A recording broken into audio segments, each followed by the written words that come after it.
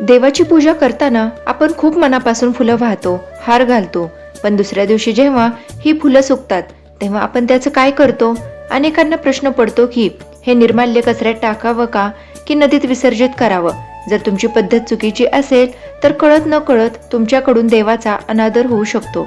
तुम्हाला माहित आहे का, देवाला वाहिलेले फुलं काढल्यानंतर ते थेट बाजूला का ठेवू नयेत? किंवा जर तुम्ही गावाला जाणार असाल तर देवावर फुलं का ठेवू नयेत? निर्माल्याचा संबंध केवळ स्वच्छतेशी नसून तो आपल्या भक्तीशी कसा जोडलेला आहे, आज आपण या व्हिडिओमध्ये सविस्तर जाणून घेणार आहोत. निर्माल्य विसर्जनाची अशी शास्त्रशुद्ध पद्धत जी आपल्या हिंदू संस्कृतीने आपल्याला शिकवली आहे.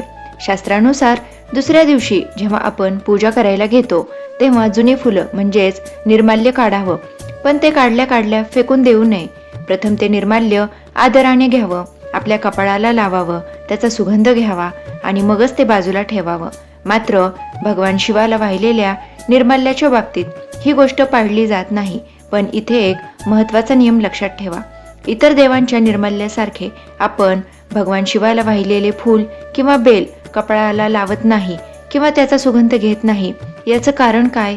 तर शिवपुराणानुसार शिवाला वाहिलेल्या निर्माल्यावर चंडेश्वर नावाच्या शिवगणाचा पहिला अधिकार असतो.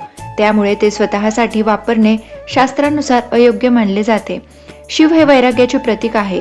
त्यांच्या निर्माल्यातील ऊर्जा अत्यंत तीव्र असते, जे सामान्यतः आपण थेट ग्रहण करत नाही. निर्माल्य काढल्यानंतर ते कधीही जमिनीवर टाकू नका किंवा त्याला पाय लागू देऊ नका, कारण त्यात देवाची सात्विक ऊर्जा सामावलेली असते. आता पाहूया हे निर्माल्य आपण नेमकं विसर्जित कसं करायचं. याचे 3 सोपे आणि शास्त्रशुद्ध मार्ग आहेत. सर्वात श्रेष्ठ मार्ग म्हणजे घराच्या कुंडीत किंवा बागेत विसर्जन. थोडी माती उकरून त्यात निर्माल्य दाबा. त्यामुळे निर्माल्याचा अपमानही होत नाही आणि झाडांसाठी अतिशय पोषक सेंद्रिय खत तयार होतं. अनेकांना वाटतं की निर्माल्याचं विसर्जन केवळ वाहत्या पाण्यातच व्हावं. शास्त्रानुसार वाहते पाणी शुद्ध मानले जाते, म्हणून आपण तिथे जातो. पण आजची परिस्थिती वेगळी आहे. जर तुम्ही नदीवर जाणार असाल तर फक्त नैसर्गिक फुले आणि पानेच अर्पण करा. चुकूनही प्लास्टिक पिशव्या, रबर बँड किंवा दोरे पाण्यात टाकू नका. नदीला आपण माता मानतो, मग तिला प्रदूषित करणं ही भक्ती कशी असेल बरं? त्याऐवजी नदीकाठच्या निर्माल्य कलशाचा वापर करणं केव्हाही चांगलं. यानंतरची तिसरी पद्धत एक खूप सुंदर आणि क्रिएटिव्ह मार्ग आहे.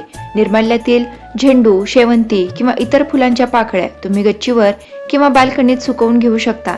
या सुकलेल्या पाकळ्या तुम्ही पुन्हा नवीन रोपे तयार करण्यासाठी बिया म्हणून वापरू शकता.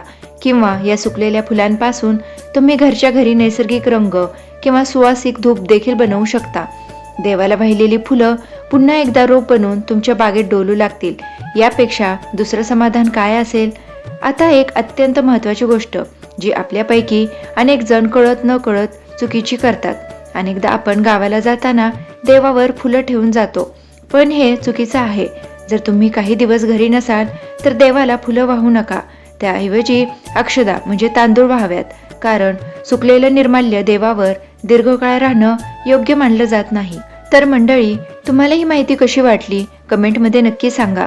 जर तुम्ही अजूनही आपलं चॅनल सबस्क्राईब केलं नसेल तर अशाच शास्त्रशुद्ध माहितीसाठी चॅनलला सबस्क्राईब करा आणि हा व्हिडिओ आपल्या मित्रपरिवारासोबत शेअर करायला विसरू नका. धन्यवाद.